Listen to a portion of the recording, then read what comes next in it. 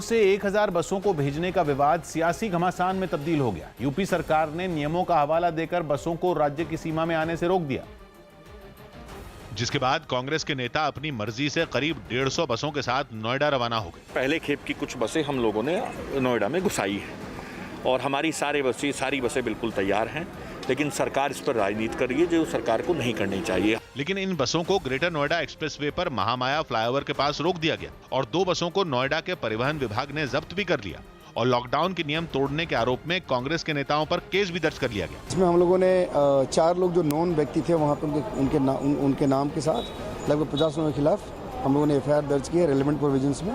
वहीं दिन में दिल्ली की ओर से कांग्रेस ने 100 से ज्यादा बसें नोएडा भेजी तो उन्हें भी नोएडा पुलिस ने डीएनडी पर ही रोक दिया। वो बसेस की लाइन आप देख रहे हैं जो नोएडा जाने की तरफ खड़ी हैं, लेकिन इन बसों को टोल बॉर्डर से वापस कर दिया गया है। ये दूसरी तस्वीर हम दिखा रहे हैं जहां पर आप देखेंगे कि बसेस जो हैं वो घूमकर वापस दिल्ली की तरफ आ रही है। इसके लिए यूपी सरकार ने कांग्रेस को ही जिम्मेदार ठहराया और आरोप लगाया कि कबाड़ बसें भेजकर कांग्रेस ने मजदूरों की मदद के नाम पर मजाक किया। इस प्रकार की बसें जैसे 297 बसें जिनको मैंने कहा कि फिटनेस तक नहीं है, क्या हम उत्तर प्रदेश में प्रवासी श्रमिकों की जान से खिलवाड़ करें क्या?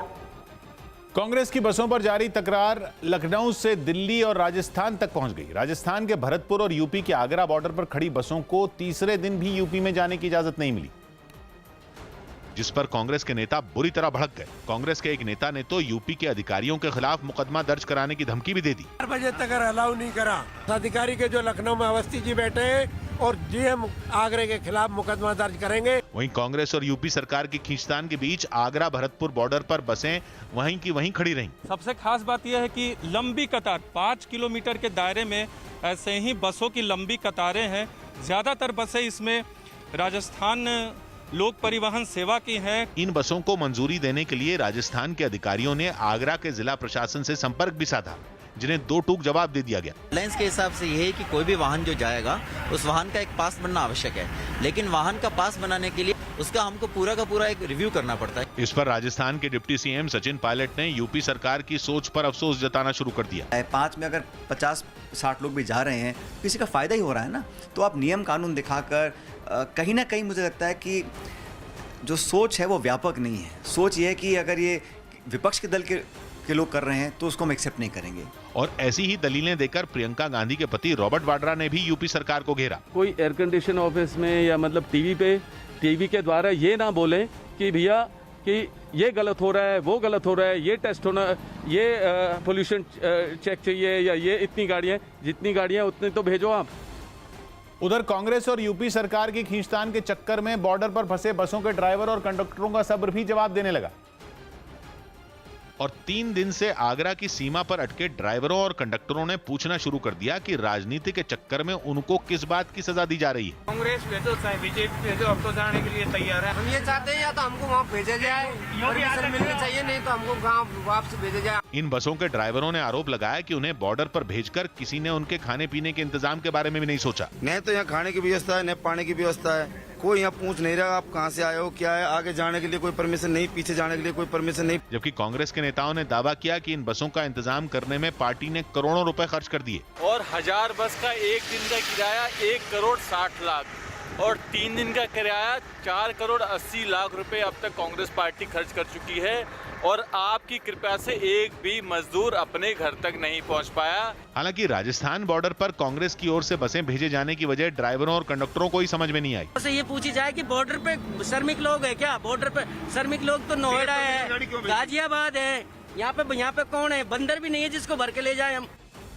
हालांकि यूपी सरकार के आदेश के इंतजार में झल्लाहट ड्राइवरों और कंडक्टरों को ही नहीं हुई, कांग्रेस के नेता भी इस पर झुंझलाते दिखे और कांग्रेस महासचिव प्रियंका गांधी ने तो एक दिन पहले ही यूपी सरकार को चिट्ठी लिखकर अल्टीमेटम दे दिया था कि बुधवार शाम 4 बजे तक अगर मंजूरी नहीं मिली तो कांग्रेस यूपी की सीमाओं पर खड़ी बसें वापस ले लेगी। हमारी बसें वहां पे 4 बजे तक खड़ी हैं, आपको इस्तेमाल करनी है तो आप हमें परमिट दीजिए, अनुमति दीजिए कि हम उनका संचालन कर सकें। अगर आपको नहीं इस्तेमाल करनी है तो भी कोई बात नहीं, हम उनको वापस भेज देंगे। तो वहीं केंद्रीय मंत्री मुख्तार अब्बास नकवी ने कांग्रेस पर बसों के नाम पर पब्लिसिटी स्टंट करने का आरोप लगाया। जो कुछ दिख रहा है उसमें बसों को खड़ा करके फोटो खिंचवाने की मंशा जरूर साफ दिखाई पड़ रही है जो प्रवासी श्रमिक हैं उनको उनके घरों तक पहुंचाने या उनके घरों तक पहुंचाने में मदद करने की मंशा नहीं दिखाई पड़ रही। कांग्रेस की मंशा और बसें भेजने के तरीके पर रायबरेली की विधायक अदिति सिंह ने भी सवाल उठाए, जो कांग्रेस के टिकट पर ही चुनाव जीती थी। अगर आप ऐसे बस इतनी बसेस खड़ा करके और फिर गलत सूची देके आप कंफ्यूजन क्रिएट कर रहे हैं। जबकि कांग्रेस ने अपनी नीयत पर सवाल उठने के बाद यूपी सरकार की नीतियों पर तीखे सवाल उठाए। यही भाजपा की चुनावी रैली के लिए बसेस और मजदूर जा रहे होते, यही चुनाव चल रहे होते, तो क्या अजय सिंह बिष्ट की सरकार ऐसे ही उनके कागज परखती, चेक करती?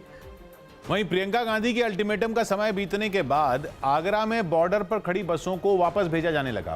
कांग्रेस के नेताओं ने आरोप लगाया कि अंतिम समय तक यूपी सरकार ने उन्हें लटकाए रखा, जबकि वहां राजस्थान सरकार के परिवहन मंत्री और भरतपुर जिले के बड़े पुलिस अधिकारी खुद आगरा के अफसरों को समझाने पहुंचे। आगरा एसपी वेस्ट से बात हुई थी जी, तो उन्होंने कहा अभी तक कोई परमिशन जारी नहीं हुई है। इस पर राजस्थान सरकार ने भी अफसोस जताया और मान लिया कि अब बसों को वापस ले जाने के अलावा कोई चारा नहीं बचा। उन्होंने कोई परमिशन नहीं दी है, ना ही ये कहा है कि परमिशन हम दे रहे हैं, और विवश होकर के और ड्राइवर कंडक्टर बसों को वापस भेजना पड़ेगा। इसके थोड़ी देर बाद आगरा बॉर्डर से बसों की वापसी शुरू हो गई। फैसला हुआ है कि बसों को वापस भेजा जाए, क्योंकि अंतिम तौर पे यूपी प्रशासन से पूछा गया कि क्या बसों को आगे जाने की इजाजत दी जाएगी, तो इजाजत नहीं दी गई।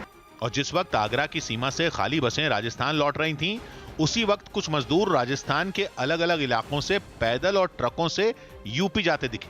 5 रोज हो गया पैदल चले थे, फिर आगे 2 सिपाही लोग मिले, ट्रक में बैठा दिए। जबकि राजस्थान में फंसे यूपी के कई मजदूरों ने गांव लौटने के लिए साइकिल खरीदी। इन्होंने आरोप लगाया कि इनकी वापसी का इंतजाम किसी सरकार ने नहीं किया। हम लोग ने परमिशन के लिए सब कुछ भरे थे, अभी कोई आया नहीं। 9 तारीख को डाला था, अभी कोई सुनवाई नहीं हुई।